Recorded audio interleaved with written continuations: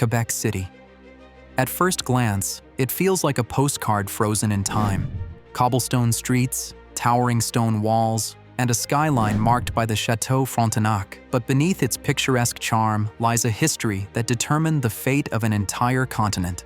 This small city on the banks of the St. Lawrence River has witnessed battles that shifted empires, alliances that shaped nations, and cultural clashes that still echo today. Quebec is not just a city. It's the stage where the destinies of France, Britain, Canada, and the United States collided. Even now, Quebec's dual legacy divides and unites. French and English influences linger side by side, creating a cultural fault line that mirrors the political struggles of centuries past.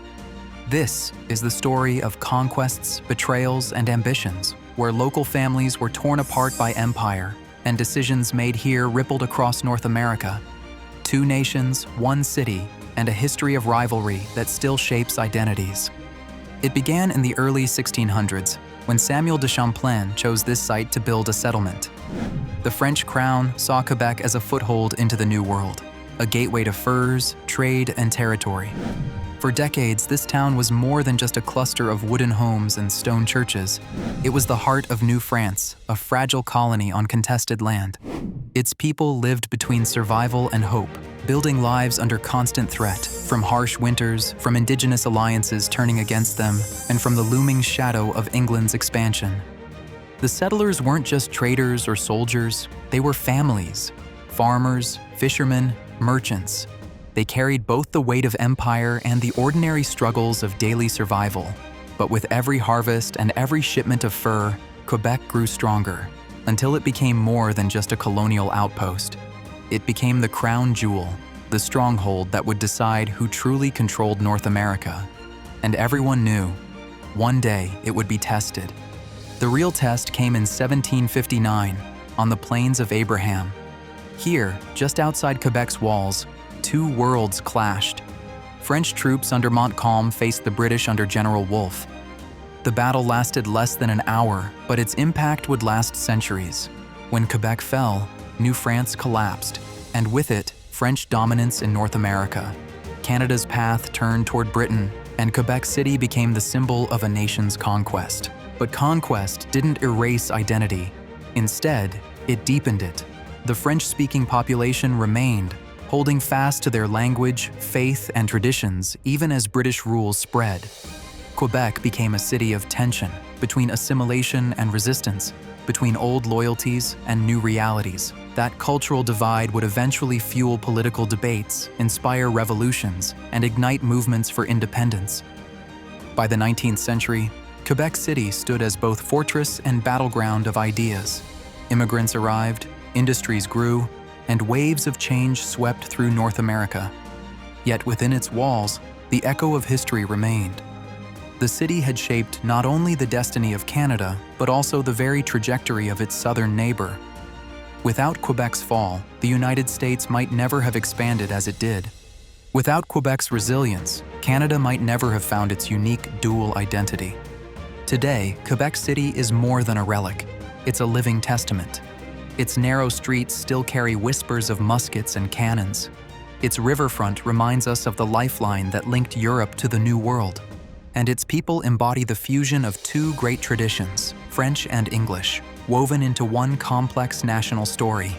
This is Quebec City, a small place that shaped vast destinies. The city where empires rose and fell, where cultures collided, and where the roots of modern North America still run deep. Quebec was never just another colony. It was a fortress. Its cliffs and stone walls gave it natural defenses, making it nearly impossible to conquer. For the French, it was the lock on the St. Lawrence River, the single gateway to the heart of North America. Whoever held Quebec could control trade, armies, and expansion across the continent. But empires rarely share. With its growing colonies to the south, New Quebec was the key to dominance. The city became the epicenter of a slow-burning rivalry between two European powers, each determined to stamp its name on a continent.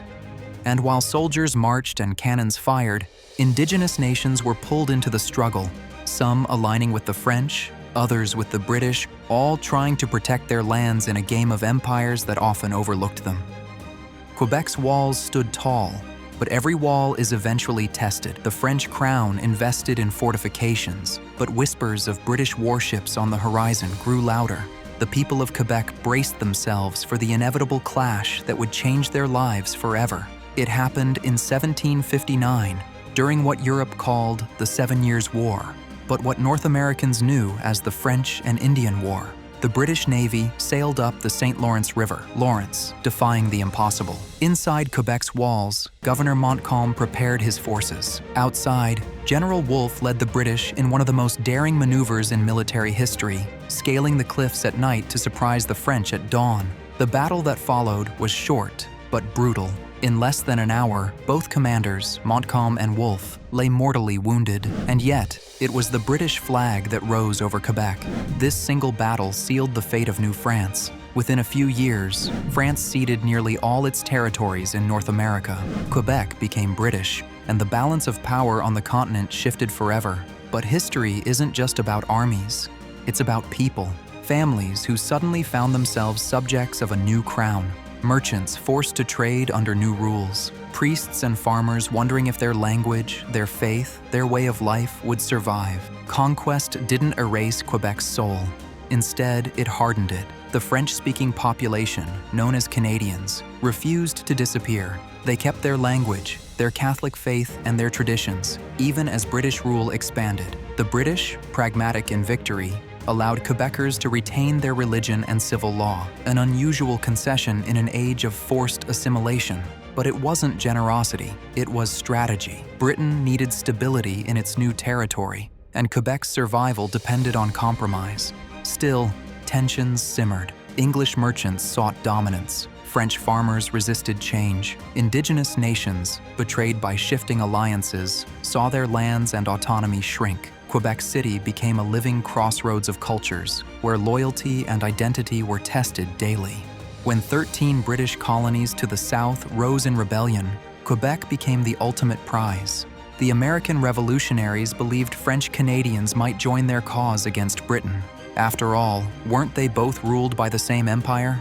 In 1775, American forces marched north, laying siege to Quebec City. But winter is a powerful ally, and Quebec's walls held. The Americans were repelled, and Quebec remained British. This moment mattered. If Quebec had fallen, the map of North America could look entirely different today. The United States might stretch deep into Canada, but Quebec's survival under British rule cemented the border we recognize now. A border that would eventually separate two nations, two cultures, and two visions of democracy. By the 19th century, Quebec had grown into more than just a fortress. It was a cultural battleground. The French-speaking majority clung to their traditions, while waves of English-speaking settlers poured in. Each group built its own schools, churches, and institutions. The city reflected a dual identity, French heart, British framework. But this duality wasn't just cultural. It was political. Quebec became the heart of debates about independence, autonomy, and survival.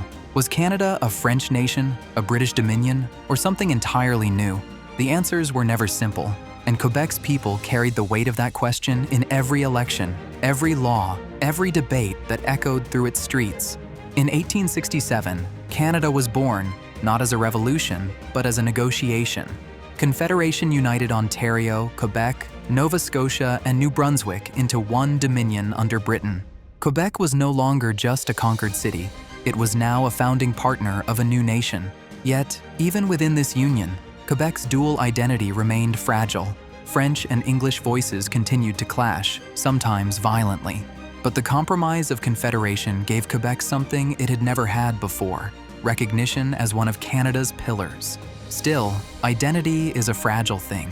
Quebec would continue to question its place, inside Canada, alongside English-speaking provinces, and always in the shadow of its American neighbor. The 20th century brought industrialization, global wars, and new waves of immigration. Quebec City, once a fortress of muskets and cannons, became a fortress of culture. Laws were passed to protect the French language. Movements rose, demanding independence.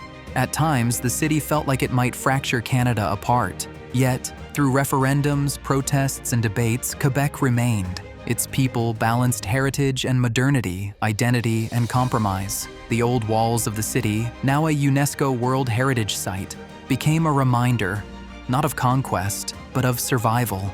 Look at North America today, and you see Quebec's shadow everywhere. Its fall to the British gave the United States the freedom to rise. Its survival as a French-speaking heart gave Canada its unique dual identity. The cultural tensions, the linguistic divides, the politics of belonging, all trace back to this city on the St. Lawrence.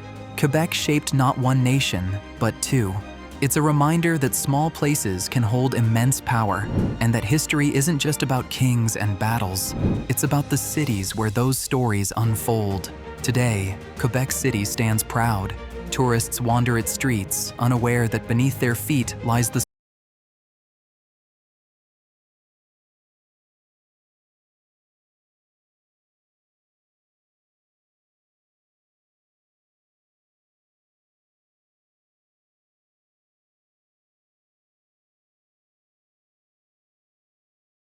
its